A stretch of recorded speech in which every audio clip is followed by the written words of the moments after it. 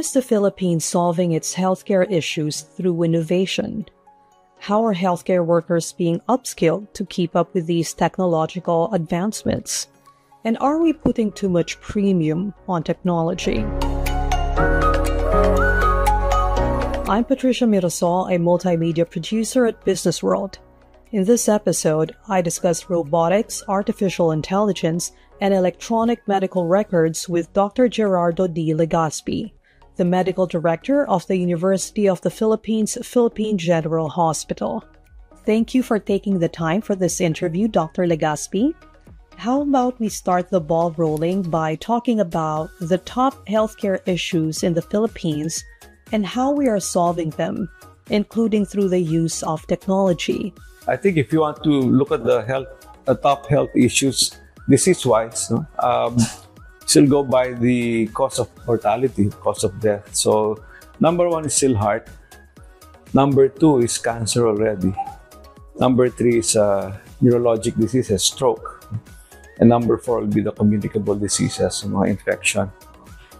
So, the recent developments in medicine are, of course, geared towards addressing these major problems. There's no better research disease than cancer. I mean, cancer of all types. So there's the most common one, of course, that we see still is breast, and followed by lung. Brain cancer, we get a lot of that here in PGH because it's a rural referral center. So in terms of development, medicine-wise, I think gains have been achieved very significantly in the last few years. With the advent of immunotherapy, these are non-chemotherapy agents. They are designed to enhance our ability to react to a foreign cell like a cancer cell by harnessing our immune capacity.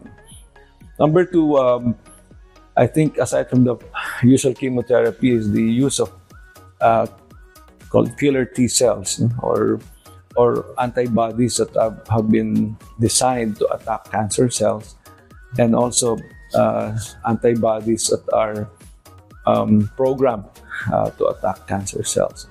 So these are showing promise now as far as technology is concerned. That's why we already are now talking about treatable cancers. One of them is acute lymphocytic leukemia.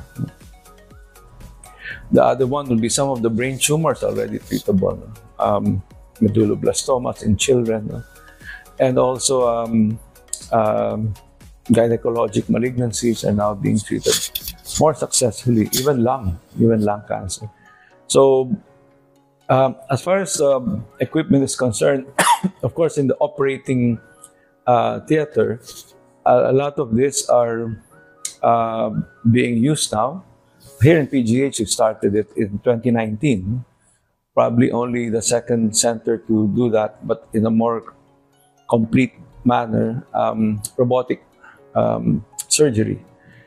So we've used it for all types of cancer, mainly for prostatic cancer, gynecologic malignancies, and also colorectal.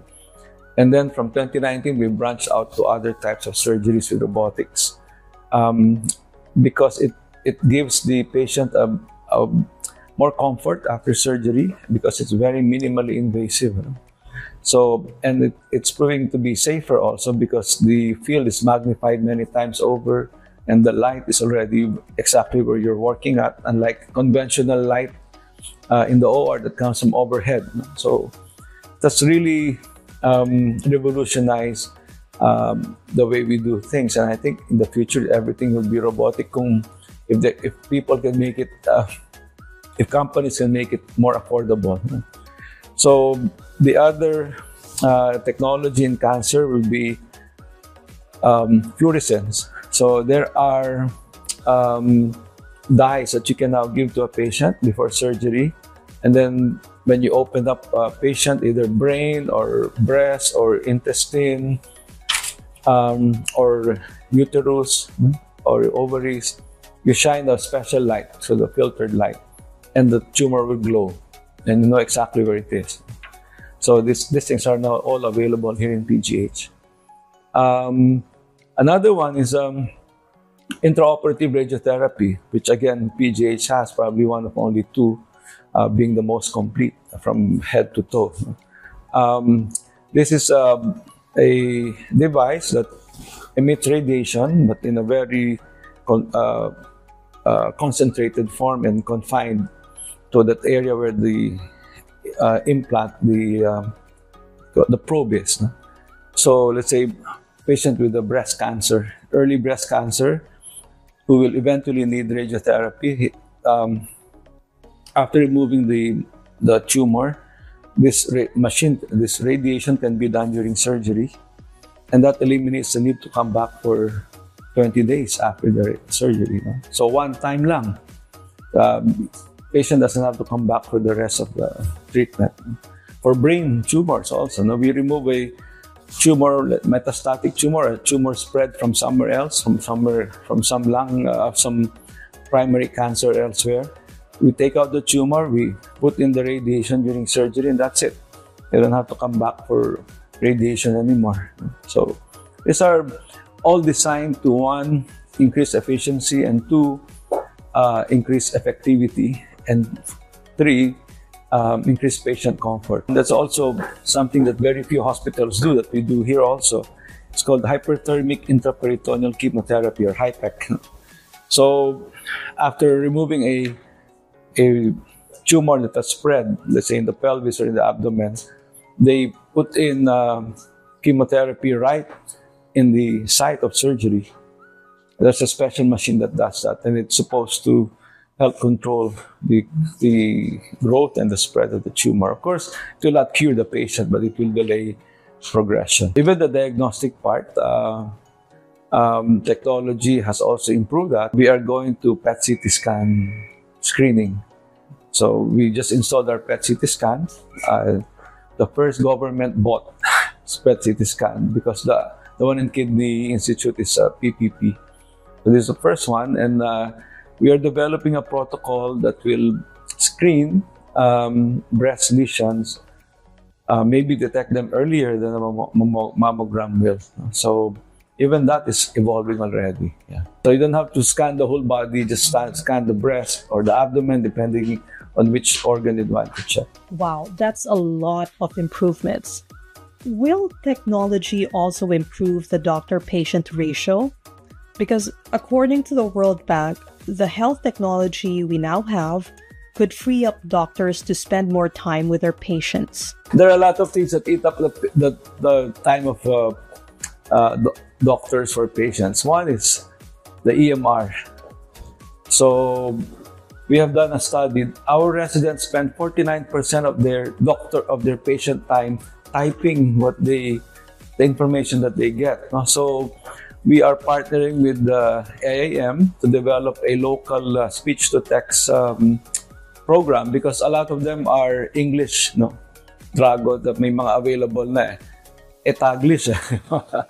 So we're hoping to have that developed so that the actual interview can proceed without the resident typing, and you retrieve it and you save it, and you actually have a summary afterwards. So that's the whole idea.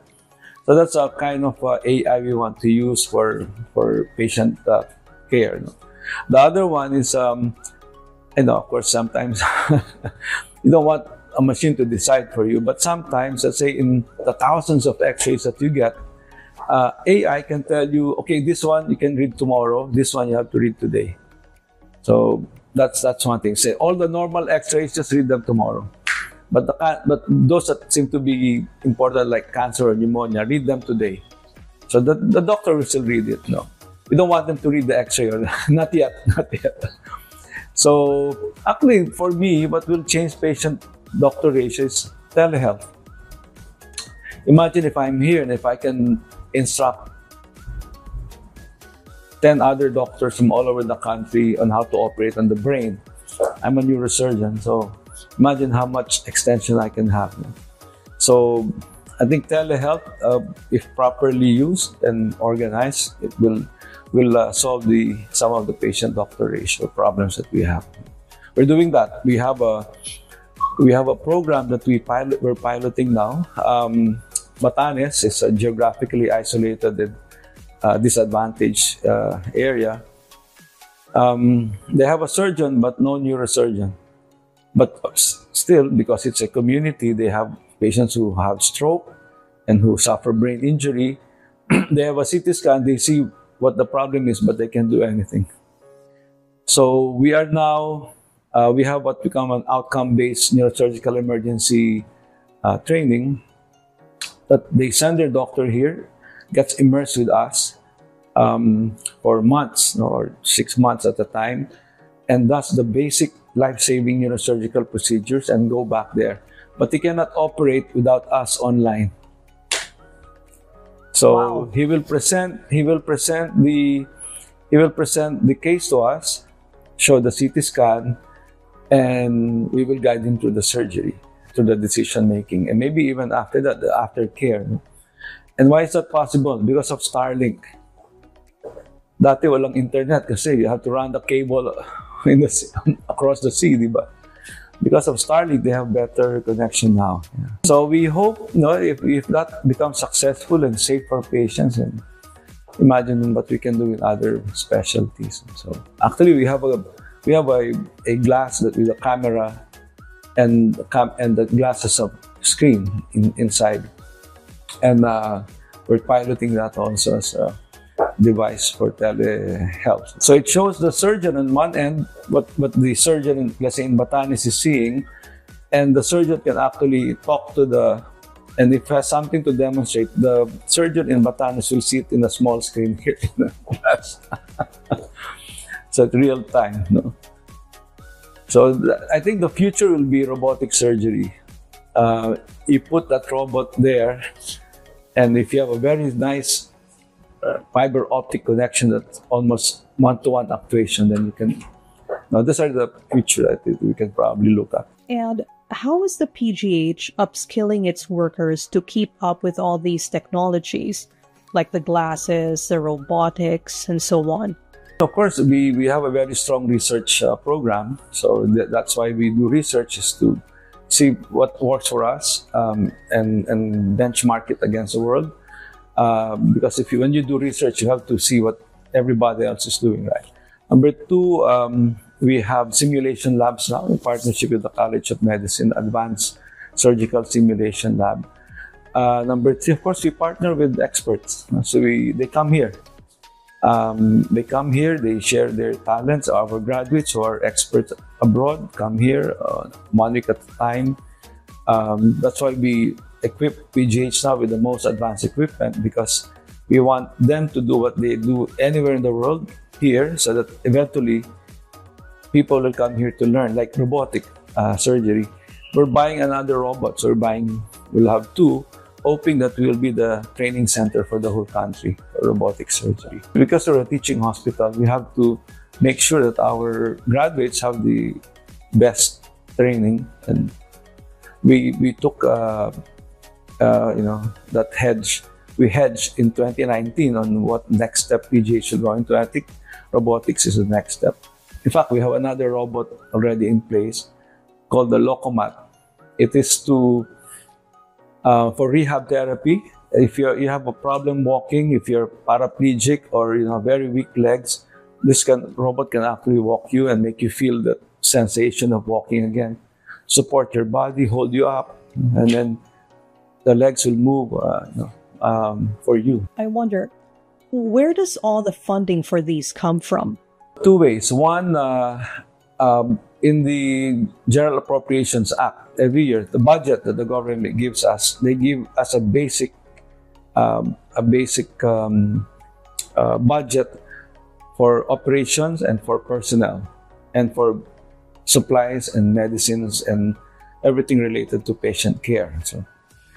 And then there's another part called capital outlay. So that's where you bring in your new equipment, your new buildings. So sometimes we're given that, sometimes we're not. But luckily, every time we ask, we're given.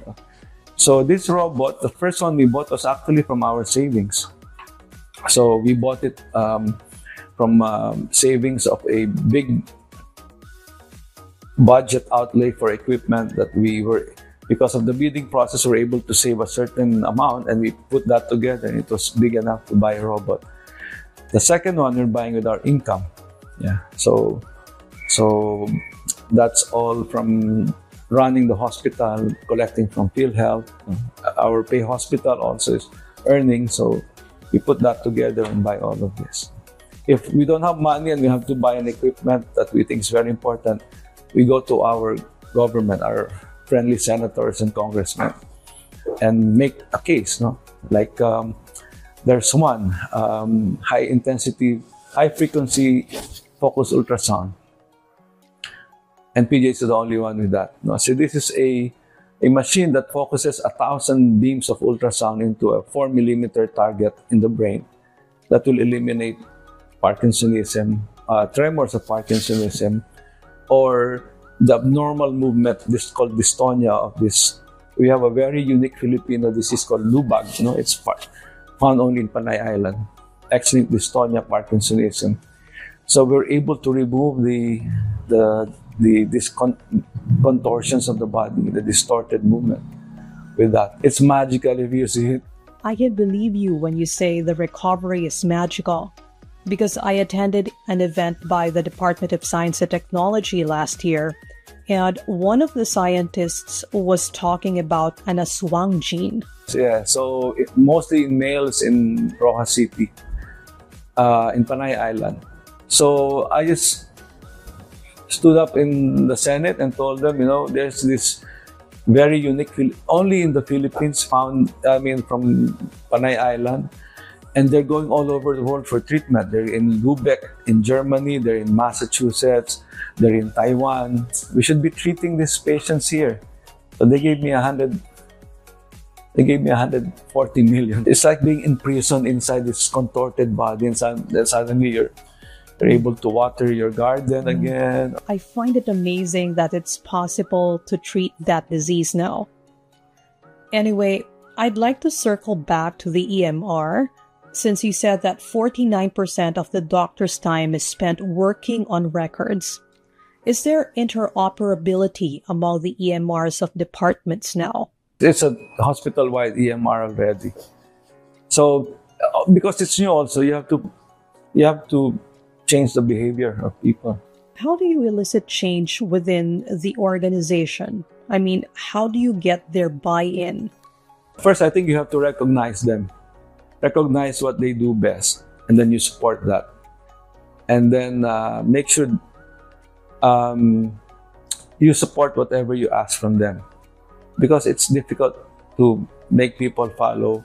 They say, okay, let's do this, but they have to look for their own funding, or they have to look for their own assistant, they have to look for their own staff. So I think that's the first order. You know, make sure that they're equipped, that they know the reason why they have to do that, and then I think the rest will follow. Sometimes you have chairs that are not very creative. You have to think for them. That's why I research every department. I know. I have to know which programs we should start, and maybe encourage them to do that. You know? But I think the most important motivator is patients. I have to show them that how this will affect patient care, and you know, how to improve their condition here in PGH. Talking more about the tech, do you think technology is democratizing Philippine healthcare, or are we putting too much premium on technology? Actually, technology is for competing hospitals. If you really want to improve healthcare, it's primary healthcare, which are also the technology. You need a good EMR, EHR for primary care. But technology, okay. So the way, if you analyze it, of 1,000 patients, only I think 67 will who get sick. Only 67 will eventually end up in a hospital, and only 20 plus of them will end up in a tertiary hospital in advance, and only 1% will end up in PGH or a hospital like or St. Luke's, or you know.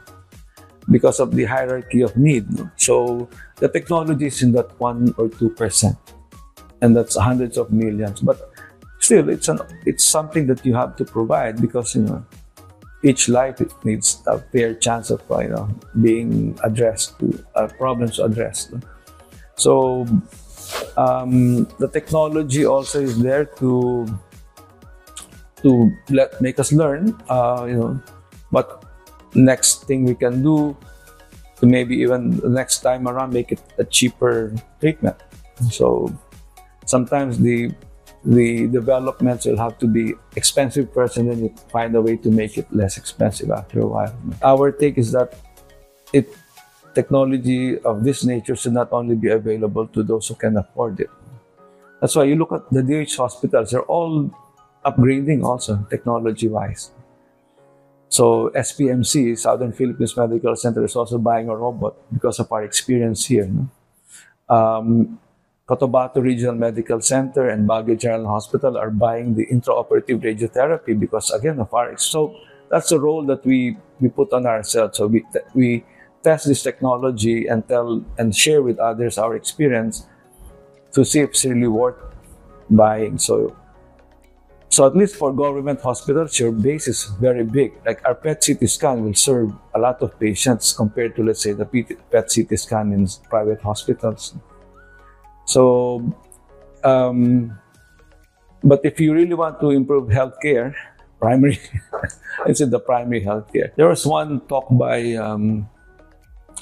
Atul Gawande. We had him as a guest here. He talked about longevity, and he compared the United States still has one of the longest lifespan, and Japan. No?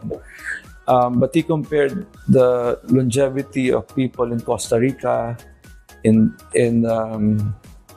some of the Latin countries, and Thailand, which is almost equal to America. And America, they spend $13,000 per patient, per person per year for their health system, whereas these countries, Thailand, Costa Rica, etc., spend $230 per person per year. And they have the same longevity. And the difference is these countries poured it into primary healthcare, which is cheaper. Hospitals such as the state-run UPPGH are applying technologies to their systems to make healthcare delivery much better for all stakeholders. Dr. Legaspi said, however, that the best way to improve Philippine healthcare is to improve primary healthcare. This has been another episode of B-Side. Subscribe now and enjoy industry insights on Philippine business and beyond.